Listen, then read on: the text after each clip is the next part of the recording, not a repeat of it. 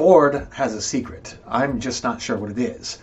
There is some big EV news out there that no one is paying a lot of attention to other than some news sources that are really focused on the transition to electric transportation. It's an interesting story about how a battery technology that originated in the United States ended up in the hands of a Chinese company only to be licensed back to an American manufacturer for what could be billions of dollars in profits. The news is that Ford Motor Company announced yesterday, September 25th, that they are pausing the construction of a $3.5 billion battery plant, which was to be located in Michigan. I think that Ford has a secret. I think this could be possibly much bigger news than it appears on the surface, and in this video, I'll speculate about how Ford got to this point and why I think this project will be abandoned. If you like this kind of news and commentary about EVs, technology, and investing, please help this channel out by liking this video and subscribing, and don't forget to comment. That factory was going to produce lithium iron phosphate batteries under technology licensed by contemporary Amperex technology, known in the West as CATL. The company hasn't made a final decision on whether or not to abandon this project, but this announcement raises a lot of questions in my mind about the demand for Ford EVs, the technology involved, and the cost of manufacturing for legacy automakers in this new EV world. This project, for a couple of reasons, was going to be fairly impactful. The cathode chemistry of lithium iron phosphate is really important. LFP batteries, as they are known, are much cheaper to produce than batteries currently used in EVs in the United States. They tend to have quick charge times, a better safety profile, and longer cycle life. They have energy densities only about 14% less than their most expensive counterparts, and they have a chemistry advantage that doesn't involve energy density. Lithium, iron, and phosphate are not rare. The chemicals can be sourced from friendly countries or right here in the United States. And the chemicals have the advantage of not coming from ethically dubious sources or the worry of supply being constrained by politics, which is a major concern with cobalt. Chinese company BYD was the first to commit to using LFP batteries in EVs using their own technology, the Blade battery. Tesla recently confirmed that nearly half of its vehicles produced in China are already using cobalt-free iron phosphate batteries.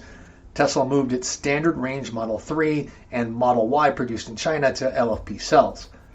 Over the last few years, CEO Elon Musk has said multiple times that Tesla plans to shift more electric cars to LFP batteries in order to overcome nickel and cobalt supply concerns. In 2022, Tesla also announced a planned switch for the Model 3 standard range being produced in Fremont to LFP cells as well. Tesla made the switch to LFP batteries in part because of supply concerns, but it's really about profit margins. LFP batteries are much cheaper to produce, which leads me to my big questions. Ford's margins on electric vehicles are non-existent compared to Tesla. They lose about $750 per EV sold. In contrast, vehicle margin for Tesla is around positive $9,000. If Ford chooses not to go through with this battery project, what does this say about their commitment to this battery technology or even to EVs themselves? They don't have a lot of market share to lose to Tesla. Their share of the EV market is minuscule compared to Tesla. The reason that all of the major auto producers have decided to get into the game has very little to do with going green and everything to do with the unrivaled per vehicle profit margins enjoyed by Tesla. But Tesla achieved this by rethinking not just how a car should be powered, but by reimagining the manufacturing process from the ground up. And when I say ground, I literally mean from mining the minerals to putting on the clear coat before the car rolls off the factory. Hopefully, and this is just a guess, has Ford maybe found an alternative to LFP batteries that is going to be even more cost effective? That is a possibility. I find the fact that CATL is licensing U.S. taxpayer-funded technology back to American manufacturers a bit galling, and I hope that an alternative has been found. Yes, that is actually true. CATL's lithium iron phosphate technology came from the US.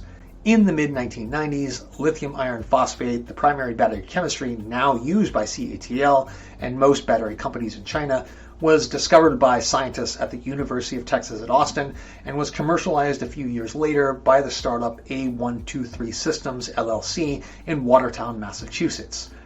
In 2009, A123 was awarded hundreds of millions of dollars by the Obama administration as part of recession stimulus, with the great hope that it would kick off production of electric vehicles in the US.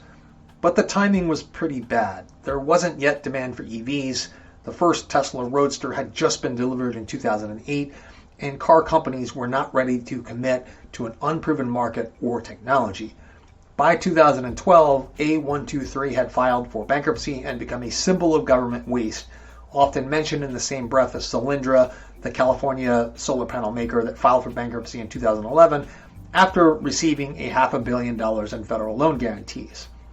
A few years later, in 2013, China's then biggest auto parts company, Wansheng, won U.S. government approval to buy A123, and the technology was transferred to China.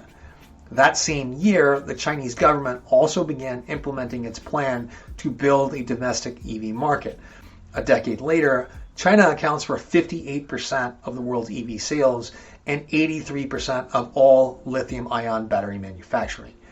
LFP batteries have been a winning strategy for China, allowing companies like BYD to produce commuter EVs with 220 miles of range like the BYD Seagull, a compact four-door hatchback available to the public for as little as $11,400.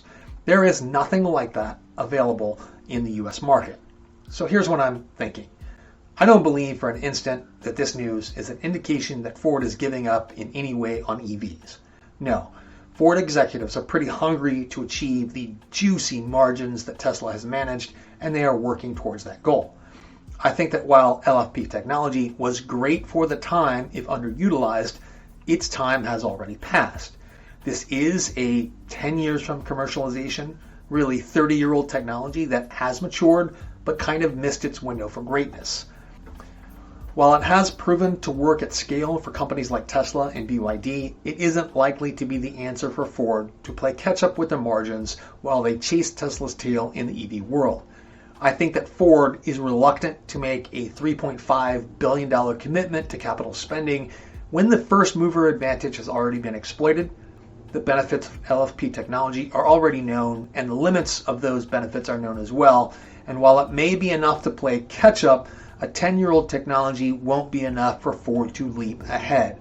Now, this is just speculation, but I think Ford has their eye on a different type of battery solution. Investing $3.5 billion in an LFP battery manufacturing facility and who knows how much in licensing fees on a 10-year-old technology is starting to feel a little like buying a set of retread tires. There's a lot of exciting research going on in the field of energy storage.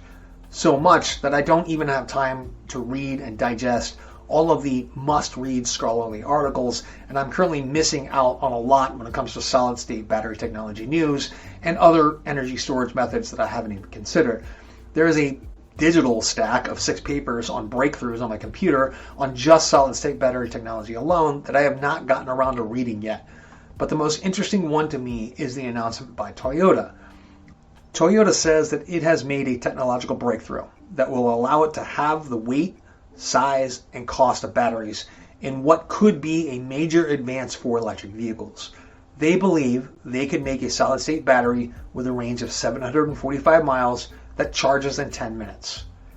I am more likely to take a claim by Toyota seriously because of how extremely conservative the company is and because of how carefully they communicate on technology issues. Also important here is the long-term partnership that Toyota has had with Ford on hybrid technology and battery issues. Once again, this is all just speculation, but let's remember Ford doesn't want to just play catch-up when it comes to manufacturing margins. They want to leap ahead. A switch to LFP batteries would probably represent an improvement, but it would be an incremental one. Tesla's advantage in margins has actually been by making hundreds of incremental improvements in the manufacturing process.